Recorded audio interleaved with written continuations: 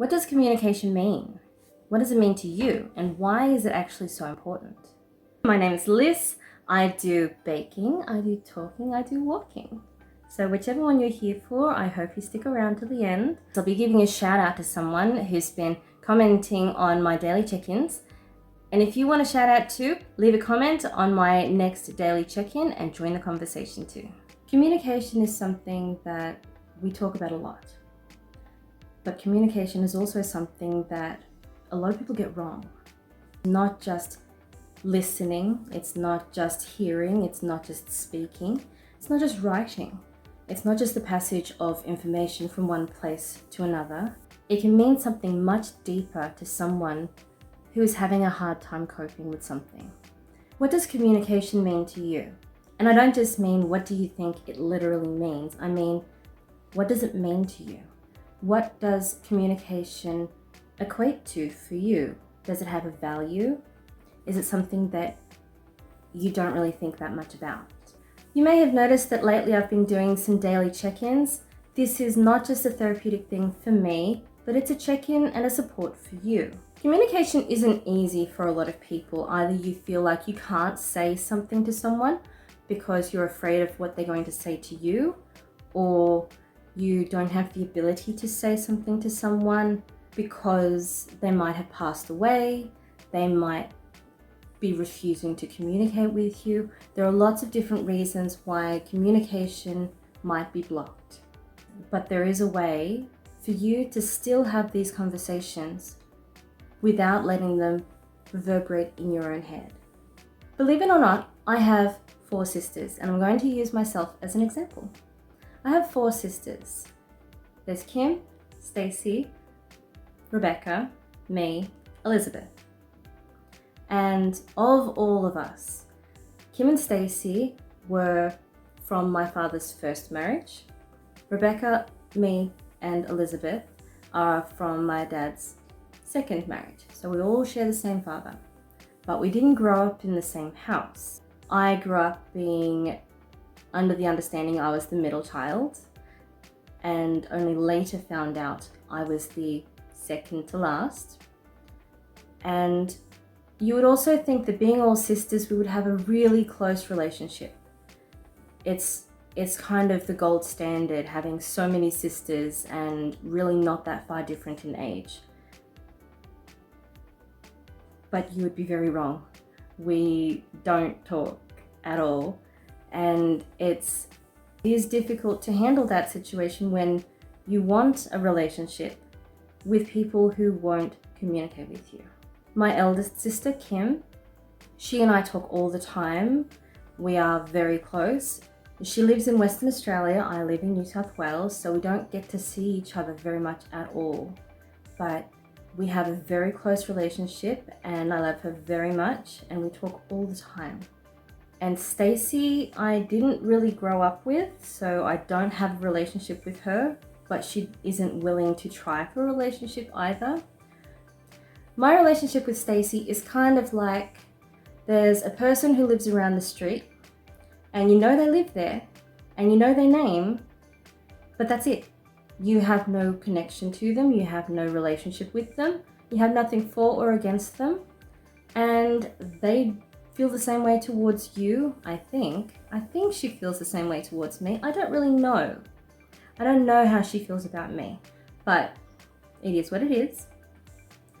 Rebecca is very, very complicated. My relationship with Rebecca is very complicated. She was always my closest. Growing up, we were the closest in age, and growing up in the same house, we were practically on top of each other all the time. We had a very strong relationship. My youngest sister, Elizabeth, she is 3.5 years younger than me actually, and even though we grew up in the same house, we were never very close. And for whatever the reason, she's a little bit of a Markle, and if you know, you know. And she doesn't really want a relationship with me. No one really knows the reason. Maybe her head or her heart or her shoes are too tight. No one really knows. But I would love to have a full sister relationship where all 5 of us get along. But the reality is that's not likely to happen.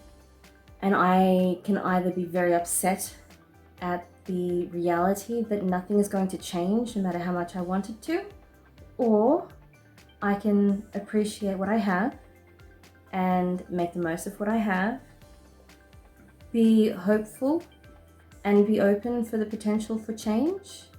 And it did bounce around in my head quite a lot. It's like when the Grinch stole Christmas and he's yelling at himself in his cave and the sound is bouncing off the walls and coming back at him. That's what it sounds like when you have something you need to say but you can't say it out loud. When you're thinking it in your head over and over again. It's just bouncing off the walls, getting louder, and before too long, you don't hear your own voice anymore. You hear the voice of the person you're trying to talk to. Them telling you that you can't communicate to them. And it only makes things worse. So say it out loud. Find an outlet to say it to someone. In my house, we call it venting, because you are venting that frustration. You're purging that feeling instead of letting it bounce around in your head. It's something that allows you to regain control of the situation.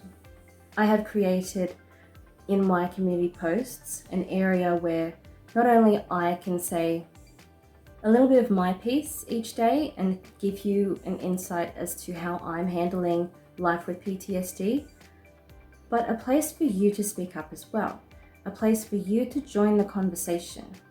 And if you have any thoughts about the topics that we're discussing, add them to the conversation.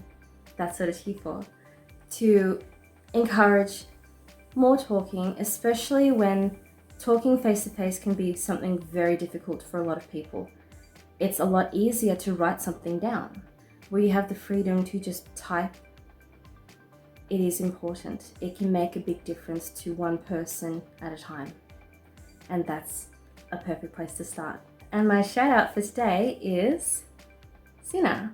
She's from Las Vegas. She has her own YouTube channel as well. She communicates to me quite often in not only in my community posts, but in many of my comment sections under my videos and my reels. And she is a beautiful human being. And I want you to know that you are appreciated. You are seen. I love seeing you in my comment section. I love that you join the conversation. And I love that you are spreading communication as well. It makes a huge difference to so many people with just one simple act. Mwah! I hope to see you again next week.